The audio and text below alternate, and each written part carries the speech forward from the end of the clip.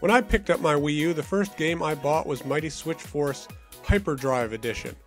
Sure, I already have the 3DS original, which I love, and you should read the old review to get a good idea what that game's about if you don't already know.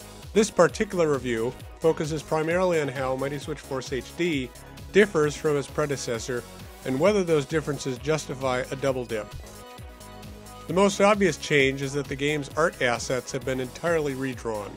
Backgrounds and foreground objects don't look so much entirely different as crisper and more colorful, but heroine Patricia'S, her hooligan sister Quarry, and all the game's enemies have gone from sprite-based to cell-based, akin to the animation style of A Boy and His Blob. You won't believe how good the characters look now, and it's hard to go back to the 3DS version's graphics. Mighty Switch Force HD has all the bells and whistles of the complete 3DS game, including a retry option and the 5 bonus stages that are unlocked after completing the first 16.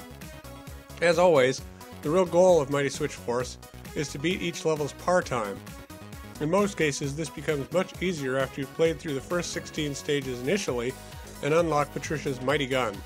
A single blast from this weapon destroys even the largest breakable blocks in every enemy. You'll gain access to the mighty gun differently in the bonus levels, play through each one a single time to unlock the mighty gun for that level. Lest you think this is just a pretty up version of the original game, WayForward added some Wii U exclusive content that made me absolutely giddy. Most importantly, completing the bonus levels unlocks hyper levels, which are essentially remixed versions of all the normal and bonus stages. While the overall geography of the areas remains the same, the block configurations, enemy placements, and par times are different. In fact, the par times are much tougher. The music is also remixed in hyper levels. If you manage to beat the par times for all the normal stages and bonus stages, you unlock a new character model for Patricia'S. This one was a huge surprise, and something I'd been wanting in Mighty Switch Force from the very beginning. I'd even begged Voldy Way and Matt Bozon to include it in a future update way back at E3. This was before we knew that Mighty Switch Force HD even existed. Now, I'm not taking credit for its inclusion, I'm just saying I like to think my suggestion was influential. In case you're curious, the gamepad merely displays a redundant radar pointing you towards the next criminal. There's an on-screen indicator too.